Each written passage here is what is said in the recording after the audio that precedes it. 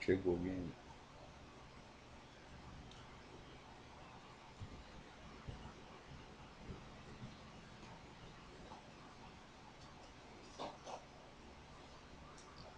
Your show will go live in 5 seconds. 4, 3, 2, 1. Lock on radio.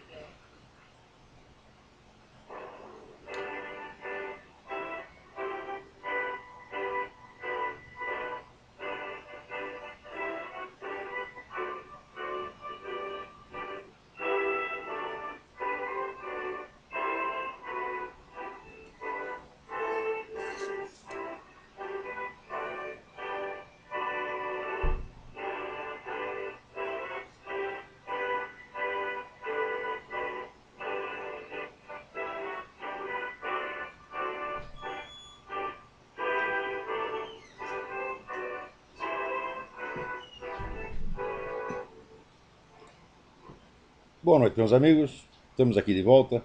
Como sempre, começamos invocando a Santíssima Virgem Maria, o Santo Padre Pio de Pietrantina, para que roguem a Deus que nenhuma injustiça se cometa neste programa. Eu peço desculpas a vocês por ter falhado o programa na semana passada, mas aqui nós estamos numa sobrecarga de trabalho, que ao mesmo tempo tem o debate do GUIM, tem o curso de metafísica, tem os artigos de jornal, tem o programa, é um negócio assim que já ultrapassou a minha capacidade, né?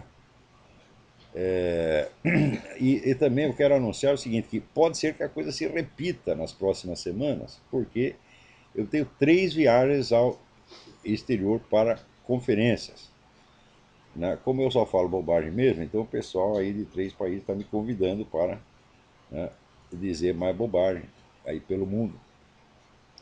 E depois eu conto onde é, né? Agora, aqui, olha aqui, a Graça Salgueiro me informa o seguinte, que ela leu, como todo mundo leu na Folha de São Paulo, a notícia sobre o tal do chanceler das Farc que está no Brasil. É isso? Então, essa notícia saiu a semana passada na Folha de São Paulo. Mas acontece o seguinte, esta mesma notícia já tinha sido publicada pela Graça Salgueira no blog Nota Latina em 2007. 2007. Você viu que coisa? Tudo acontece. Se sai alguma notícia importante sobre política latino-americana, né, em qualquer dos grandes jornais, você pode ter certeza que com 2 ou 3 anos de antecedência, no mínimo, já saiu no Nota Latina ou no Mídia Sem Máscara. E o pessoal continua dando dinheiro para essas merdas de Folha de São Paulo, Estadão e Globo, tá certo? Porque gosta de ser empulhado, gosta de ser enganado, gosta de ser feito de trouxa. Não, olha, garanto para vocês, nos chamados órgãos da grande mídia, né, não há nenhum jornalismo, nenhum. Né? Dizem que eles são órgãos de grande penetração, mas é grande penetração anal, tá entendendo? Então, eles estão lá para isso, para tomar o dinheiro do público, enganar todo mundo, se encher de verba de propaganda do governo e puxar saco de todo mundo que não presta. É só para isso que serve o Globo, a Folha, o Estadão e toda a chamada grande mídia brasileira, né? Então, olha aqui, dê uma olhada lá no site Nota Latina e aproveitem aqui. Em vez de dar dinheiro para esses merda desses, né, Otávio Frias e Marinho, contribuam para o site Nota Latina, que a Graça Salgueiro faz isso há anos, um trabalho exemplar. Se você quer informação fidedigna, em cima da hora, tá tudo lá. Tá certo? Lá e também no Mídia Sem Máscara. Aliás, esta semana me trouxeram aqui uma tese universitária feita na PUC que eu pariu, você tá entendendo? Por uma senhora, né, comunicóloga, né, e ela faz lá uma tese sobre o Midas sem máscara, né? Assim, a tese tem 10 besteiras por página, sem contar os erros de gramática, mas tem um que eu não posso deixar de ressaltar aqui. Em primeiro lugar, a mulher faz a tese sobre um órgão de mídia sem nem consultar o fundador e diretor da mídia, que está inteiramente acessível. Está lá e-mail, telefone, qualquer pessoa que queira falar comigo tem acesso a mim. Pode ligar aqui no TrollSpeak, falar comigo aqui mesmo, pô. Né? Então, eu nunca vi uma coisa dessa. Né? Você imagina eu lá fazer uma tese sobre o Globo sem falar com o diretor de redação do Globo ou com um dos marinhos. Né? Isso aí não existe. Mas a mulher já fez a porra da tese, está lá feita. Né? Então agora não tem mais conserto. Mas acontece que lá para dentro, né, ela se fazendo de muito superior, diz, olha, o mídia sem máscara é incoerente com as suas posições, porque ele defende a liberdade de imprensa, mas ao mesmo tempo bloqueou os artigos do Jânio Cristaldo, porque ele não concordava com a orientação geral. Ele falava contra a religião e as pessoas do mídia sem máscara são religiosas, então eles tiraram o Jânio Cristaldo por causa disso. Aqui, dona, eu nem me lembro do seu nome, se é que você tem algum, você entendeu? Mas você sabe o que eu estou falando. A tese sobre mídia sem máscara. Foi na PUC? A PUC de São Paulo. Veja que coisa, né? Então, aqui, dona, fiz escrever essas coisas, você se informa. O Jânio Cristal ficou anos escrevendo mídia sem máscara, dizendo o que queria contra a religião, contra quem quer que fosse. Acontece que lá pelas tantas, ele começou a falar mal de judeu. E começou com um negócio antissemita, irritante, tá certo? Que estava descambando no racismo puro e simples, o qual é crime. Nós não queríamos que o nosso jornal fosse feito de instrumento de crime. Daí comecei a receber cartas de protesto de entidades judaicas. Né? Porque o judeu, você sabe como é, o judeu obedece àquela regra, quem tem cu tem medo. Depois do que eles passaram na Europa, né, quando eles veem um sinal assim de racismo antissemita, eles já ficam alarmados e fazem muito bem de ficar. Então comecei a receber carta enfesada de organização judaica reclamando contra isso. Pedi para o desgraçado parar de escrever aquelas coisas, ele não parou.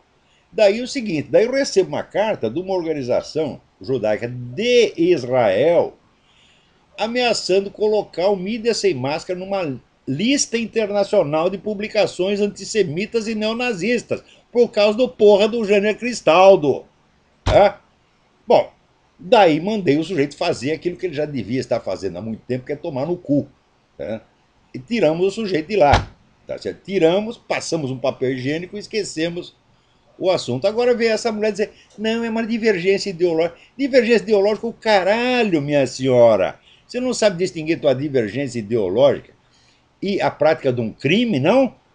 Você quer que a gente deixe, né, o Mídia Sem Máscara servir de instrumento de crime e ser processado por tudo quanto é organização judaica do Brasil e até lá de Israel? Você quer que a gente faça isso? Quer dizer, precisaria a gente ter um amor pelo Jânio Cristaldo, né, maior do que por nós mesmos, né? Aí isso não dá. O Cristo mandou amar o próximo como a si mesmo, não mais do que a si mesmo. Quer dizer, eu não posso dar para o Jânio Cristaldo a moleza que eu não dou nem para mim mesmo. Então, olha, dona, na próximo programa eu vou dar o seu nome, endereço, CPF, RG e número de telefone, para todo mundo saber que você é uma charlatã, você é uma mentirosa, você não tem capacidade para ser professor universitário de merda nenhum e nem professor primária. Porque até professor primário tem que ter algum amor pelo conhecimento, amor pela verdade, em vez de ficar mentindo para as criancinhas. E falando de mentir para as criancinhas, vocês sabem que o projeto do kit gay falhou, né? Chegaram lá, mostraram o negócio para Dilma Rousseff, ela se cagou de medo, tá certo? E disse: não, não, não, vamos suspender essa porcaria. Né? Agora, na verdade, aqui tem até um artigo do Paulo Giraldelli. Eu, pela primeira vez na minha vida, sou obrigado a concordar com o Paulo Giraldelli.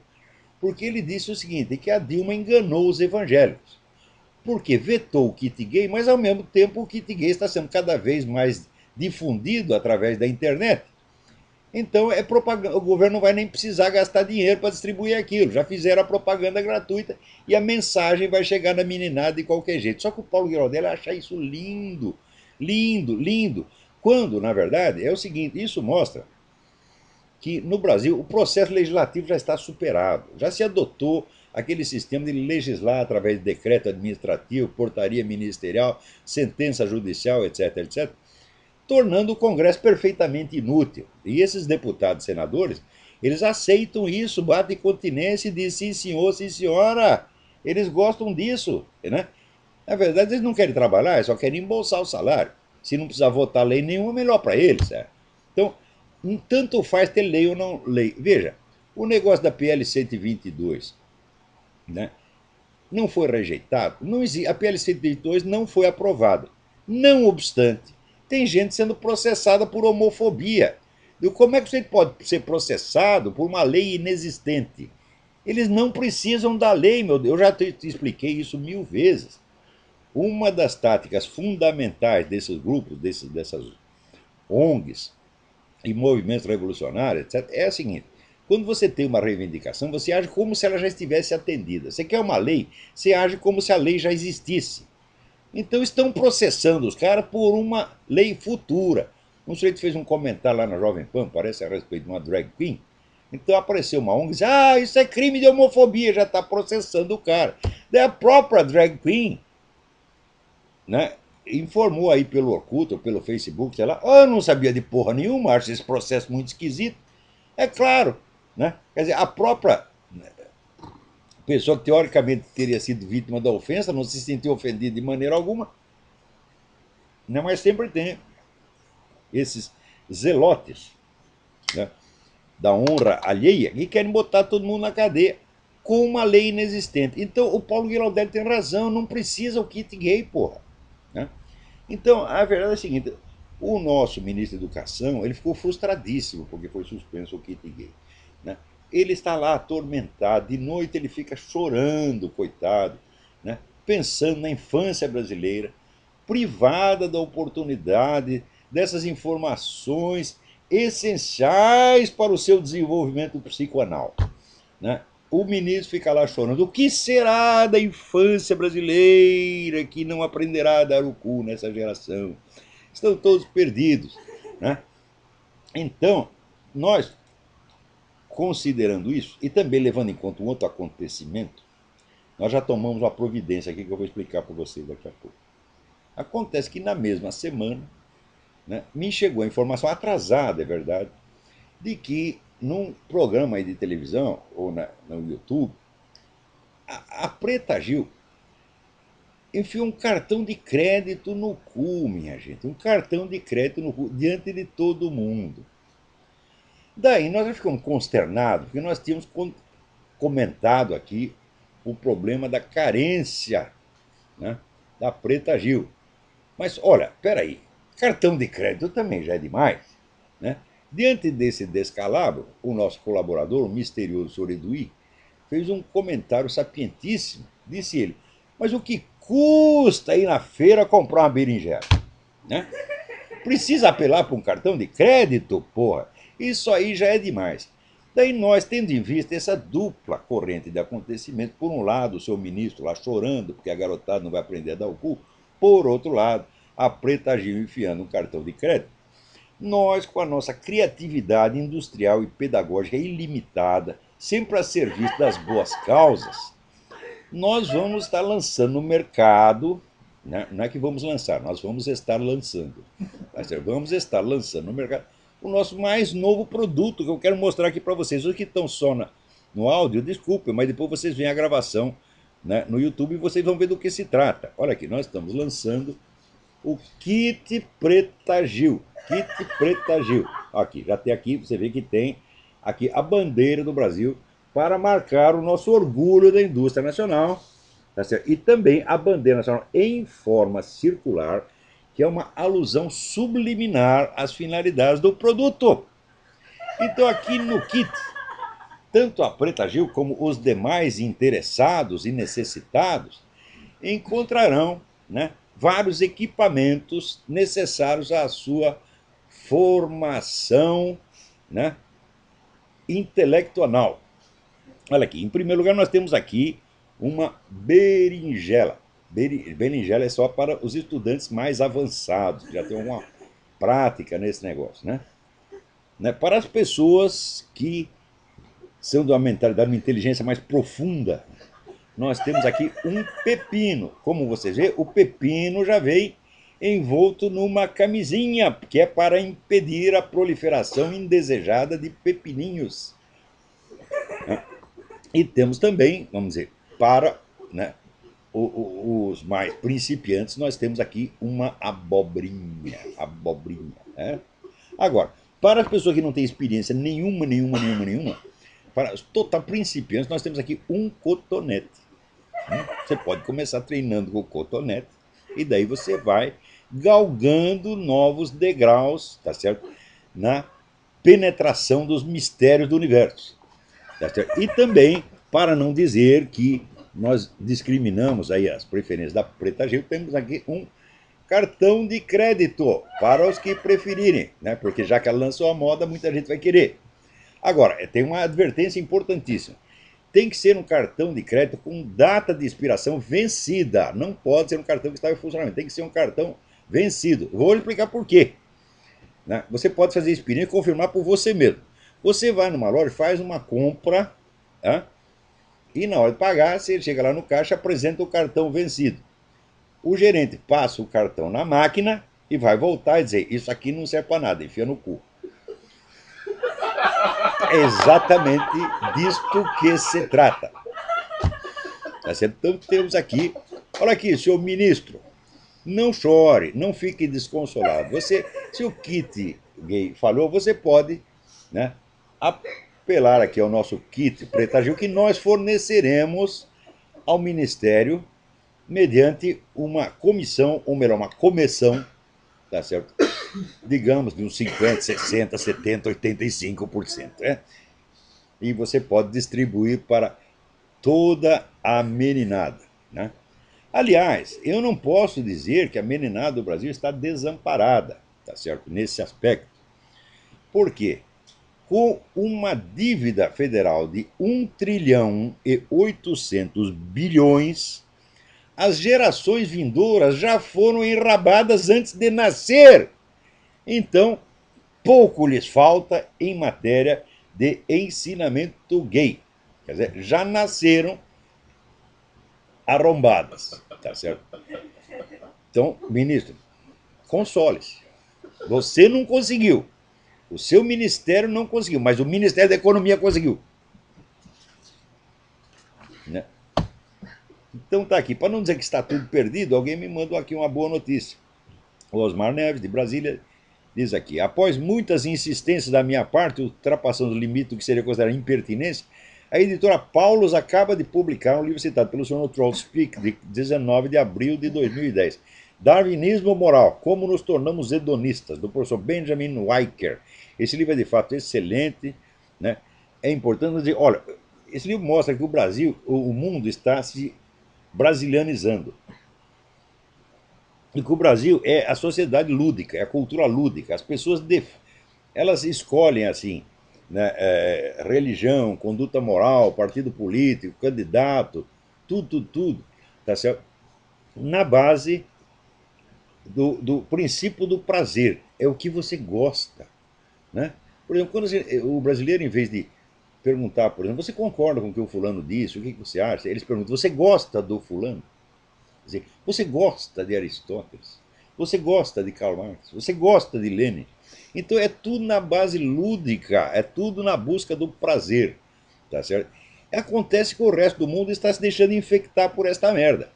Você vê, a simples existência de um negócio, um treco chamado movimento gay, né, é fundado no quê? No princípio do prazer, quer dizer, no tipo de prazer que essas pessoas gostam. Agora, por que não lança o movimento dos sadomasoquistas? Né? O movimento dos coprófilos, que adoram comer merda. Tá certo? E assim por diante, daquelas pessoas, o movimento daquelas pessoas que adoram transar com patos, galinhas, né? Bezerras, cabras, né? E, lembrando os mamonas assassinas, até tatus. Não é isso? Então, eu acho que todas essas preferências eróticas têm direito à sua representação política.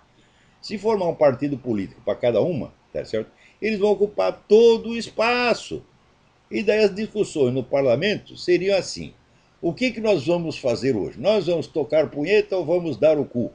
E haveria, vamos dizer, debates acalorados em torno da forma de prazer, né, a ser exercido naquele augusto e sacrossanto recinto parlamentar. Né?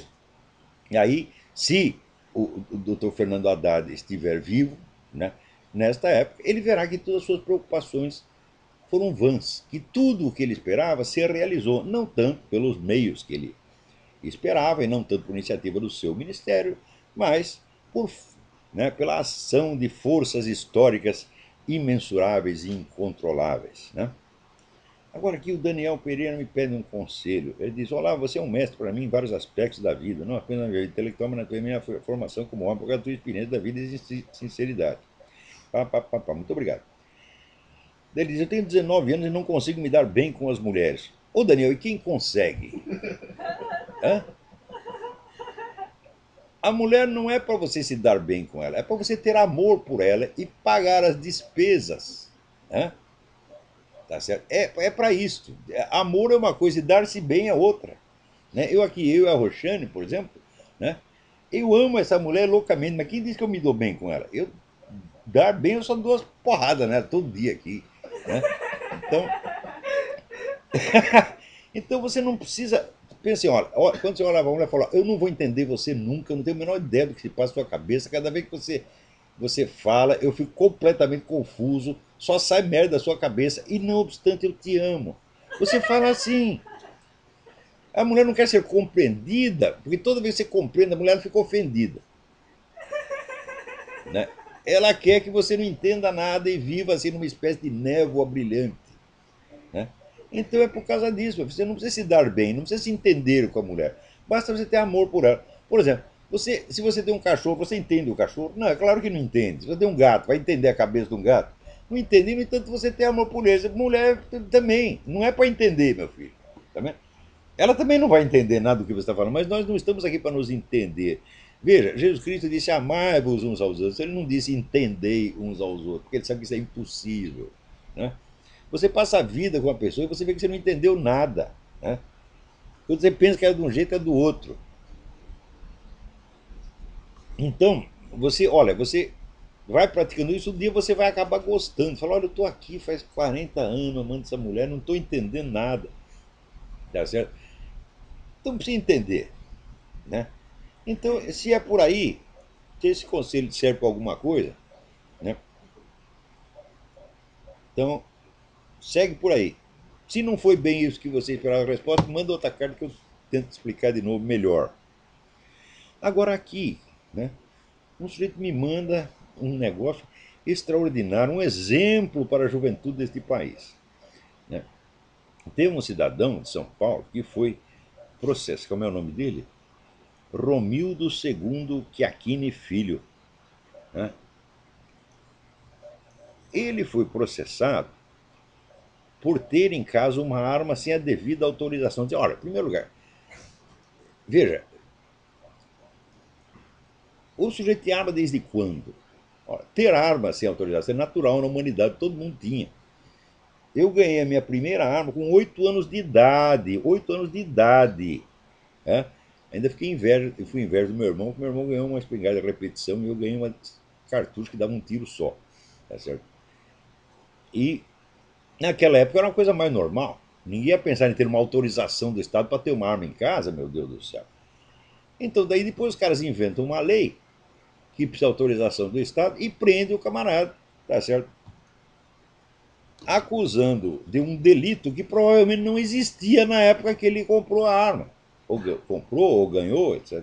Né? Sei lá. Agora, o senhor Romildo fez a coisa certa.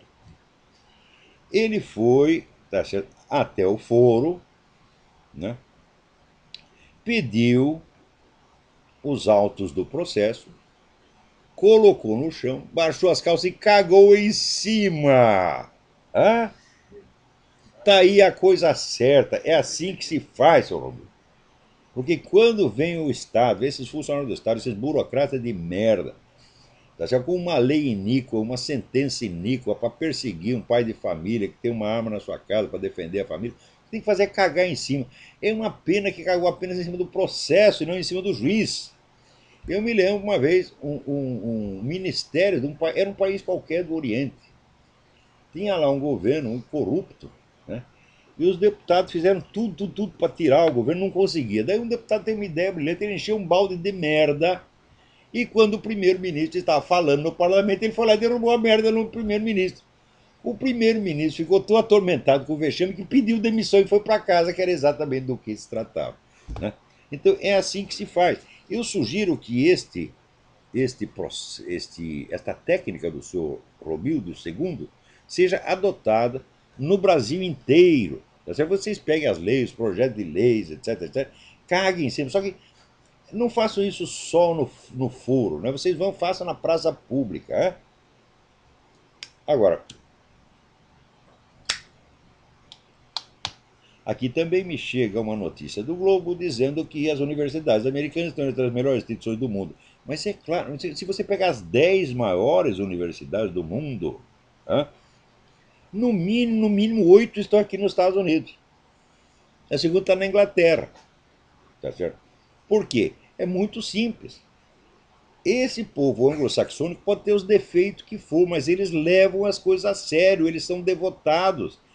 Vamos dizer, são pessoas de uma boa fé naquilo que fazem, que a gente fica besta. Claro que tem exceções, tem vigarista também, mas aqui a fronteira entre o vigarista e o homem de boa fé é uma coisa nítida. Você distingue os dois a 100 metros de distância. Né? Agora, no Brasil essa distinção já se tornou até imoral. Você dizer que uma pessoa é honesta, você está discriminando os desonestos, pô. Você não pode ter uma coisa dessa. Né? Então, e agora, matérias desse teor sobre a destruição do ensino universitário no Brasil já saíram aos montões, mas ninguém acerta o dedo na ferida. Ninguém diz por que isso acontece. E eu até acabei de mandar para o Diário do Comércio um artigo que, olha, eu sou mesmo uma besta quadrada. Eu ia ler o artigo aqui para vocês e esqueci de imprimir. Pô. Então eu vou imprimir agora, se vocês me permitem. Eu vou imprimi-lo neste momento e lê-lo aqui para vocês.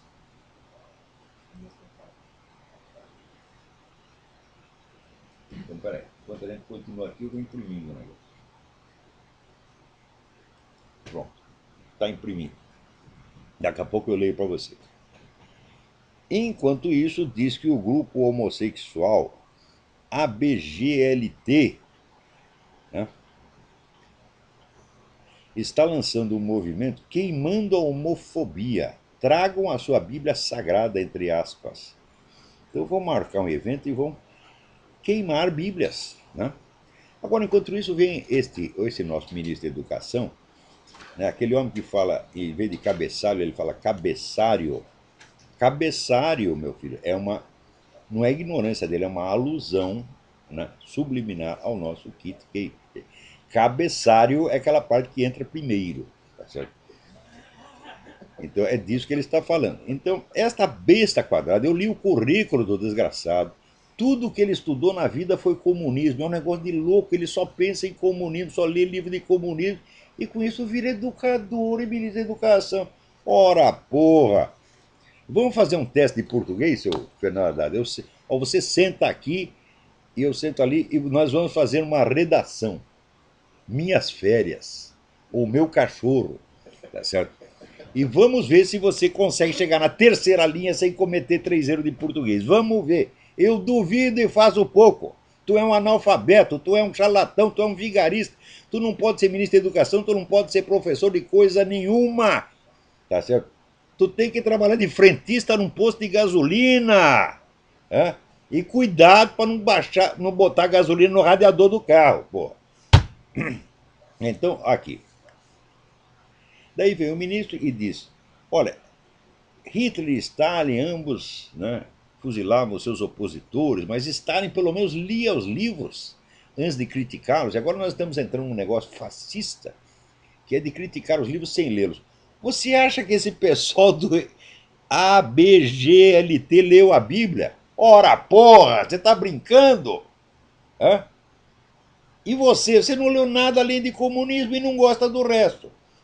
Por exemplo, eu ainda lembro o negócio do famoso dicionário crítico do pensamento de direita, em que tinha 106 professores universitários, subsidiados pelo governo e mais por patrocinador particulares, para estudar o caso do pensamento de direita, e fizeram um dicionário inteiro, onde todos os pensadores de direita importantes estavam ausentes, quer dizer, eles não conhecem absolutamente. Então, aquilo, para mim, é um caso de desperdício de dinheiro público criminoso. E 106 professores universitários de alto prestígio são uma amostragem suficiente do que se passa dentro dessas instituições. Né? Que as escolas no futuro brasileiro já não chamarão escola, chamar-se-ão puteiros mirins. Então nós teremos lá Puteiro Municipal Mirim Fernando Haddad, tá certo? Ou Casa de Tolerância Infantil Zé Bundão. E assim por diante. É assim que vai ser. Isso é o futuro da nossa educação. Né? Então aqui eu vou ler para vocês o negócio que eu acabei de mandar para o Diário do Comércio.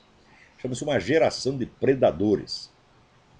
Desde que me distanciei do Brasil, tenho visto a inteligência dos meus compatriotas cair para níveis que às vezes ameaçam raiar o sub-humano.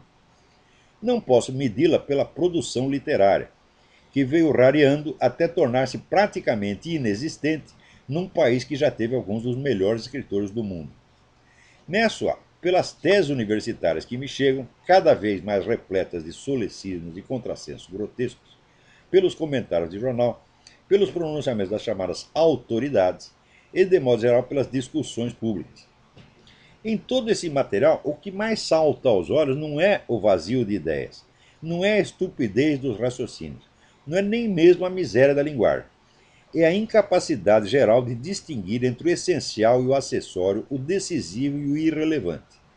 Não há problema, não há tema, não há assunto que, uma vez trazido ao palco ou picadeiro, não seja infindavelmente roído pelas beiradas, como se não tivesse um centro, um significado, um sentido em torno do qual articular uma discussão coerente.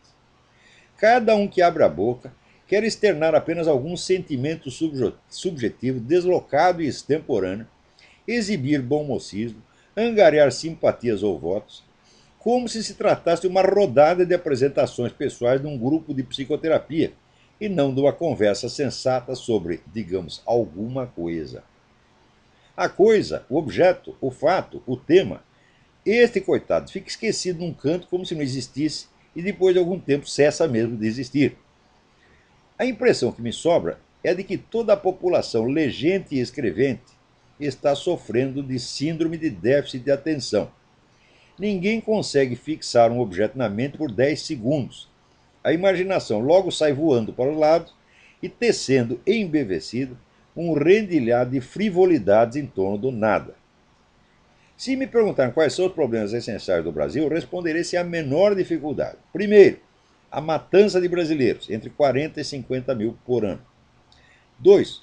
O consumo de drogas, que aumenta mais do que em qualquer país vizinho e que alguns celerados pretendem aumentar mais ainda mediante a liberação do narcotráfico, o maior prêmio que as Farc poderiam receber por décadas de morticínio. Parênteses. Se liberar, a coisa mais simples. A discussão no Brasil em torno da liberação do narcotráfico é travada em termos morais, jurídicos e doutrinais os mais abstratos. Tem o Estado o direito de controlar isso? Né? Qual é a conveniência para a formação das pessoas, etc. E nunca tocam no ponto central. O ponto central é o seguinte, meu filho, uma lei, uma mudança nas leis, né, ela não acontece num cenário abstrato, num cenário de ideias. Acontece dentro de uma circunstância política precisa. E você tem que ver o que ela vai produzir como resultado político imediato e inevitável.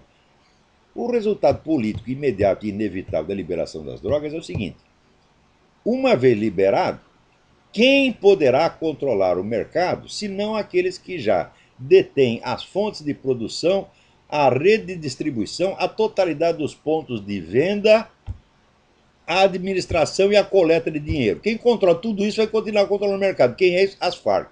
Então, esta liberação das drogas é feita, meu filho. Não é por motivos abstratos de liberdade, etc. Por essas merda que pensam esses liberais, tipo Rodrigo Constantino e outros, sabe, analfabetos, cretinos, tá entendendo? Isso é feito para favorecer as Farc. Se num outro momento for do interesse do movimento revolucionário proibir a distribuição de drogas, eles farão também. Quer dizer, o negócio é apenas transformar as Farc numa entidade, numa empresa multinacional legal e num partido político legalmente constituído e entregar a ela o poder. Então, isto é entregar às Farc o verdadeiro objetivo pelo qual elas lutaram durante 40 ou 50 anos. Porque nenhuma guerrilha se faz para alcançar diretamente a vitória militar. Guerrilha é um instrumento auxiliar da luta política. O objetivo da guerrilha é sempre político. Então, a hora que atingiu o objetivo político, não precisa nem mais guerrilha. Tá certo? Então, esta gente, aí, seu Fernando Henrique Cardoso, olha para quem tu tá trabalhando, seu filho de uma puta. Será que você não sabe do que eu tô falando? Será que você não sabe que só a Farc vai ganhar com isso? E você fica com essa conversa, né, genérica, abstrata de direitos. Ora, o que é isso, porra? Não tem vergonha na sua cara? Aí vamos lá. Terceiro problema: absoluta ausência de educação num país cujos estudantes tiram sempre os últimos lugares nos testes internacionais, concorrendo com crianças de nações bem mais pobres. Num país, aliás, onde se aceita como ministro da Educação um sujeito que não aprendeu a soletrar a palavra cabeçalho porque jamais teve cabeça.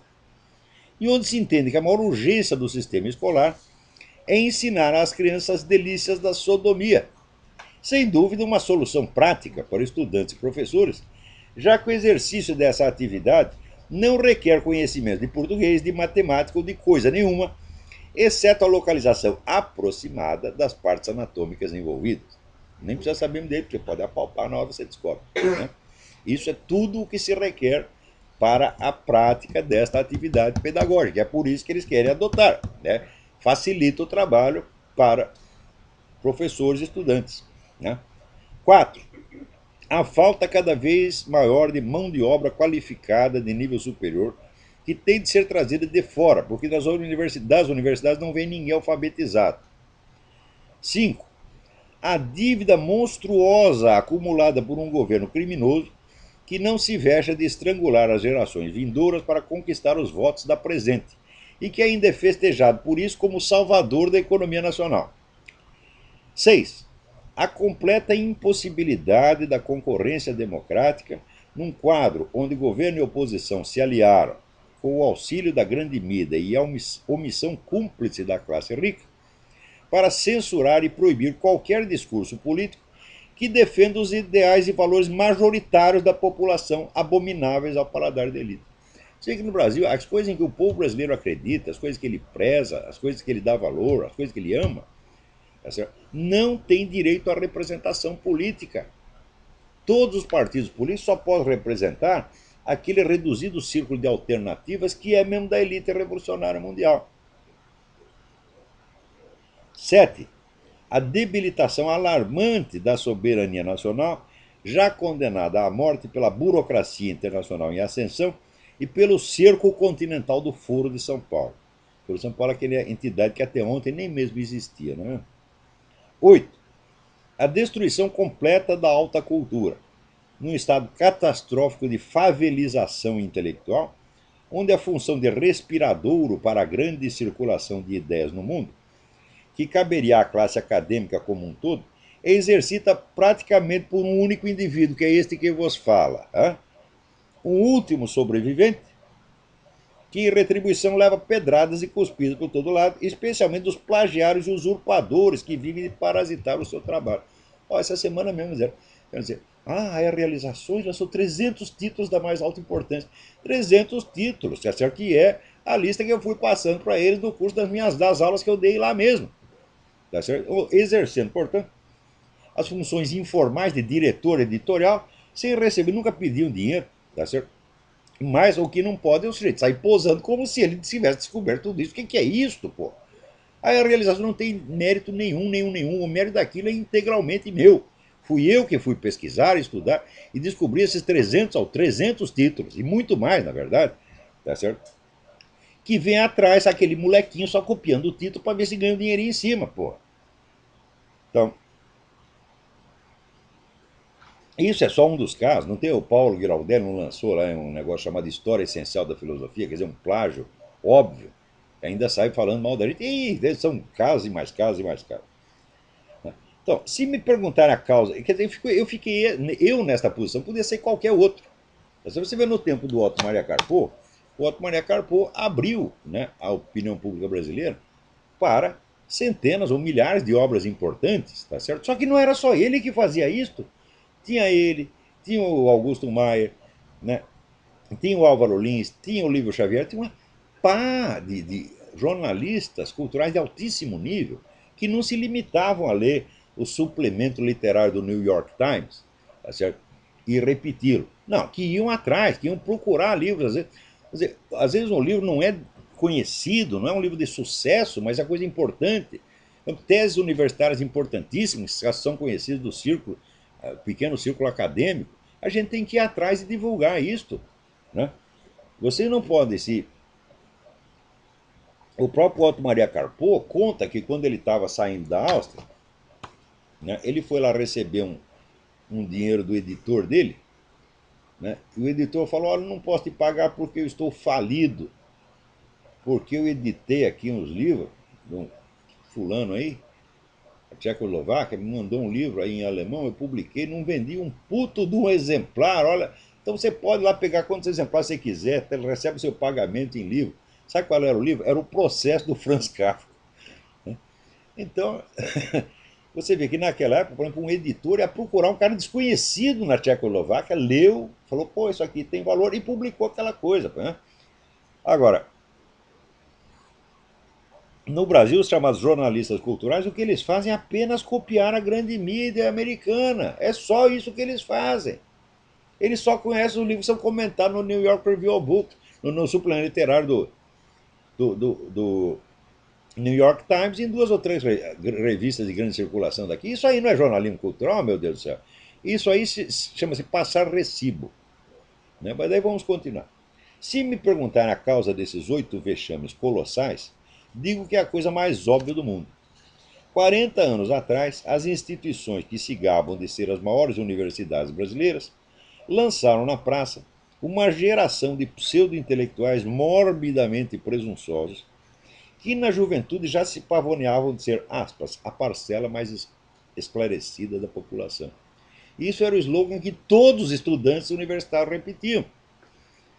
Quer dizer que, né, embriagados dos ensinamentos de luminárias como o seu Florestan Fernandes, Paulo Freire, né, o padre Comblan, essa putada toda do militância internacional, que também é um bando de analfabeto, um bando de ineptos, meu Deus do céu. Então, intoxicado, por isso que os professores chegavam e puxavam o saco dos alunos. Diziam, vocês são a parcela mais esclarecida da população, vocês têm que agir politicamente, vocês têm que mudar o destino do continente. Os idiotas acreditaram nisso e estão aí fazendo. Hoje, essas mentes iluminadas dominam tudo. O sistema educacional, partidos políticos, burocracia estatal, o diabo, moldando o país à sua imagem e semelhança. Matança, dívidas, emborrecimento geral, debacle do ensino, é tudo mérito de um reduzido grupo de cérebros de péssima qualidade, intoxicados de ideias bestas e vaidade infernal. Dentre todas as gerações de intelectuais brasileiros, a pior, a mais predatória, a mais destrutiva. Se querem saber agora por que os temas fundamentais não podem ser enxergados e discutidos na sua essência, por que as atenções são sempre desviadas para detalhes laterais e por que, em suma, nenhum problema nesse país tem solução, a resposta também não é difícil. Quem molda os debates públicos, por definição, é a elite dominante. E esta não permite que nada seja discutido, exceto nos moldes do seu vocabulário, dos seus interesses, da sua agenda, da sua irresponsabilidade psicótica, da sua ambição megalômana, da sua autoadoração abjeta. Enquanto vocês não perderem o respeito por essa gente, nada de sério se poderá discutir no Brasil. E note bem, não se trata de lançar a culpa no PT, porque isso aí é uma geração inteira. Uns foram para o PT, outros foram para o PSDB, outros foram para o PMDB. Mas é toda essa gente que foi formada pelas universidades brasileiras na área de filosofia e ciências humanas nos anos 60. Esta gente só tem merda na cabeça e uma presunção sem fim. O Brasil de hoje é criação deles. Esses 50 mil brasileiros que moram por ano, quando é que começou isso, meu? Foi a partir da Constituição de 88. Foi a nova República. A nova República inaugurou a matança. Você verá, a ditadura militar até hoje é estigmatizado porque diz que matou, né, 300 guerrilheiros, 300 terroristas. Agora, a nova República inaugurou a matança geral. São 50 mil brasileiros que moram por ano. E ninguém diz que isso é ruim. Ou pelo menos não associa uma coisa com a outra. Eles fazem leis para travar a ação da polícia, leis para favorecer o banditismo, e ao mesmo tempo fazem campanhas quer dizer, para confundir e destruir o senso moral da população, de modo que ninguém consiga mais distinguir o certo do errado, tá certo? Não saiba nem que existe certo e errado, tá certo? E vocês acham que isso não tem um impacto? Tudo isso não tem um impacto social, meu Deus? Como é possível? É? Daí ficam procurando, né? Causa. Não, é a miséria. Eu digo, mas não são vocês mesmo que dizem que tiraram as pessoas da miséria, porra? Então, o padrão de vida do brasileiro está subindo, ao mesmo tempo a criminalidade também está subindo. Ah, é a falta de educação, a falta de escolaridade. Não, meu filho. A criminalidade cresce junto com a escolaridade. Quando você leva a escola, aí chega o crime também. Mesmo porque a escola é ponto de venda de maconha, pô, maconha, cocaína, etc. Então, inventa essas explicações para quê? Para se esconder atrás delas. A explicação não é nada disso. A explicação é vocês, o Lula, Fernando Henrique Cardoso, Zé Serra, né? Zé Dirceu. A explicação é vocês, porra. Vocês fizeram isso, caralho. Então, a história não se faz por uma somatória de curiosas coincidências. A história se faz pela ação humana. E quando você tem milhares de ações convergentes no mesmo sentido, então trata-se de uma ação cultural planejada para provocar a mudança social. E vocês criaram a mudança social. A mudança social é isso aí: é crime, é narcotráfico, é matança, é prostituição infantil. Foram vocês que criaram isso. É absurdo você não entender. Olha, por exemplo, se você quer explicar como foi possível a Segunda Guerra Mundial, como é que você vai fazer isso sem você estudar a história de todos os intelectuais, né, que foram colocando aquelas ideias na cabeça dos alemães desde 100 anos antes, às vezes sem prever o que ia acontecer, tá certo? Então, do mesmo modo, como aconteceu a Revolução Russa, o Gulag, aquele morticínio todo, começa com os intelectuais, meu Deus do céu. Tudo o que vira ação social e política começa dentro da esfera da cultura. Então é lá que você tem que procurar. São esses os verdadeiros agentes da história. São as pessoas que antecipam os movimentos históricos, às vezes num círculo reduzido, que depois vai se ampliando, ampliando até chegar no poder. E essa gente, a história desta geração maldita, que saiu da USP e da PUC nos anos 60, é de uma nitidez impressionante. A ligação de causa e efeito é óbvia. Agora, no Brasil não tem mais historiador. Historiador está aí só para repetir propaganda petista, essas bobagens. Então, né, parece aquele verso do Antônio Machado sobre a Espanha, né? Que, como é? Pobre escuálida e beuda nos la pusieron para que não acertara la mano com la herida. Quer dizer, embebedaram a Espanha para que ela não acertasse o dedo na ferida. A mesma coisa está acontecendo no Brasil agora. Tem alguém na linha? Alô, quem é? Alô? Sim, Olá, tudo bom? tudo bem? É o Anderson. Ander, É, Anderson. Anderson, tudo bem? Olá, vim mudar um pouco. Alô? Vim mudar um pouco. Fale mais alto. Fale mais alto, grite, a sua voz está muito baixinha. Tá melhor? Melhorou. Ah, tá bom. Eu tomei conhecimento através da leitura do livro do padre João Valdemar, dos episódios de Fátima, né? Que aconteceu em 1917. Sim. E estou muito impressionado com aquele negócio lá, né? Li as coisas também, mas li o livro do padre, a verdadeira história de Fátima. Estou muito impressionado com aquilo. Estou pensando nisso há um mês, mais ou menos. Eu queria saber, quando você tomou conhecimento desses eventos, qual foi o impacto disso na sua filosofia, Tremendo, tremendo, foi um negócio tremendo. né? Porque no início a gente fica meio cético, não sabe se a coisa. Depois você começa a ler e se documentar e vê assim, ó, não tem a menor sombra de dúvida de que aqueles fatos aconteceram diante de 70 mil pessoas, e de que as profecias que foram anunciadas na época se cumpriram milimetricamente e estão se cumprindo ainda. Estou falando, não tem como negar. Então, obviamente, esse é o acontecimento mais importante da história humana desde o advento do nosso Senhor Jesus Cristo. Só não enxerga isso quem é burro. Então, pega lá o livro do Padre Kramer, a Batalha Final do Diabo, que aliás tem, parece que tem até na internet, você pode ter gratuitamente, tem em português, e você vai ver a importância imensurável desse negócio de Fátima. Fátima nos deu todos os critérios para você entender, pegar a unidade de tudo que se passou no século XX, a unidade da história do século XX e da nossa história atual, já está dada compactamente no acontecimento de Fátima. Olá, tudo bom? Leia o livro do Padre Kramer. A Batalha Final do Diabo. Ou A Última Batalha do Diabo, não sei. The Devil's Last Battle. É? Interessante, né? Imagina aí a confusão, né? Pois é. Pois é, tá bom, Olavo. Então, um abraço aí da turma do Fortaleza que acompanha esse seminário também. Muito bom. Lembrança aí para essa turma do Tá joia? Ceará. Né? Adoro o Ceará. O Ceará teve sempre uma atuação muito bonita na história nacional. Né? Então, agora não sei se tem mais, porque no Brasil tudo estragou. Estragaram até o Rio Grande do Sul, estragaram, né? Estragaram São Paulo, por que não vai estragar o Ceará também? Agora, aqui nos Estados Unidos teve essa semana um senhor chamado Doug Vogt, que é um técnico em computação gráfica. Ele examinou a certidão de nascimento que a Casa Branca divulgou como sendo certidão de nascimento do Obama e ajuntou provas técnicas de que aquilo é uma fraude, aquilo foi montado por Photoshop. E ele próprio iniciou uma queixa-crime junto ao FBI. Né? Essa é a coisa certa, porque desde o início, desde o tempo da candidatura, eu digo isso. Para que você discutir politicamente com um sujeito que é um criminoso e que pode ser jogado fora da concorrência pela simples investigação dos seus atos criminosos? Que antes do negócio da certidão de nascimento já tinha aparecido que ele falsificou o Social Security. Isso chama-se fraude previdenciária, que é crime federal. Ele falsificou o alistamento militar. Aqui chama, até esqueci como é que chama. Não é bem um alistamento militar. Sei lá, um documento pelo qual o sujeito informa as Forças Armadas que ele existiu e que ele está à disposição. É. Vamos chamar de alistamento militar.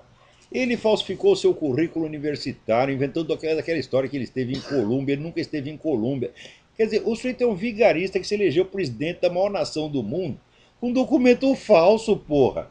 Então, é claro que é um vexame tão grande que todo mundo tem vergonha de confessar que foi feito de trouxa. Mas se você não confessa que foi feito de trouxa, você vai ser feito de novo, e de novo, e de novo, e de novo, até você ficar de tanga, porra. Né? Então, esse senhor Vogt fez a coisa certa. Não é para combater o cara politicamente, isso é perda de tempo, porra. Mete logo um processo crime e resolve o problema. Né? Então, agora aqui, para você ver como estão as coisas, a puxação de saco do Obama ultrapassou já o nível do psicótico, é um negócio de um descaramento. Essa semana saiu no, no, no Los Angeles Times uma pessoa dizendo assim: olha, o Obama é criticado porque ele nos discursos ele gagueja, ele hesita, ele para, ele não sabe o que vai dizer em seguida. E o pessoal diz que isso é burrice, mas não é. É que a inteligência do Obama é mais veloz do que a linguagem humana. E como é que você te escreve uma coisa dessa, meu Deus do céu? Hã? Quer dizer, nenhum jornalista da minha geração, quando a gente tinha 20, 30 anos, ousaria escrever uma coisa dessa, mesmo que você adorasse o político e falasse: não vou escrever isso, que todo mundo vai rir da minha cara. Agora o pessoal escreve, e pior, o leitor não ri, o leitor aceita, diz: deve ser isso mesmo. Peraí, tem alguém na linha? Né? Alô? Alô, quem é? Alexandre? Alexandre, tudo bem? Fale bem alto. Me ouve bem agora ou não? Como é? O nosso tempo está no fim, fale rápido. Mas se eu botar no seu lado, eu só fica essa postura, eu não tenho trabalho que eu faço desde 2006, eu não tenho noção de como me ajudou pessoalmente na minha vida, né? De ver, né, o Brasil indo de vaga abaixo, entender tudo, sabe? Eu não tenho palavras para agradecer ao senhor. Muito, muito obrigado, muito obrigado. Muito obrigado. Eu só queria saber do senhor, né? Eu tenho outra pergunta, mas já que como tem. Não, fica para a semana que vem. Não, só queria um pouco de alento para o pessoal da minha idade, de 20, 30 anos, que está no Brasil, está totalmente frustrado e não sabe o que fazer. Olha, ninguém sabe o que fazer. Quando ele não sabe o que fazer. Olha, o meu amigo e mestre Juan Alfredo César Armiro dizia: quando você não sabe o que fazer, faça o que é do seu dever. O seu dever é o seguinte: se você é estudante, estude, tente compreender a situação. Nós não temos que ter soluções mágicas. Nenhum de nós tem as soluções mágicas, mas se nós usarmos a cabeça e nos dedicarmos com sinceridade a tentar entender o que se passa, ao longo do tempo as coisas vão melhorar. Mas foi justamente o que aquela geração maldita não fez. Eles não estudaram nada. Eles já vieram com a solução pronta, achando que eles eram os salvadores da pátria. Ninguém é salvador da pátria, nós precisamos da colaboração de todo mundo. Precisa muita gente pensando com sinceridade, com dedicação, para que surjam boas ideias. Não é assim uma geração, um grupinho que vem com a solução pronta e diz, nós vamos refazer o Brasil. Refizeram, você viu a merda que deu. Então essa aí, olha, agora nosso tempo acabou, então com esta mensagem do Alexandre e este meu apelo a que vocês façam o que tem que fazer, façam o que é do seu dever, né? Fica aí, então até a semana que vem, muito obrigado a todos. Pronto.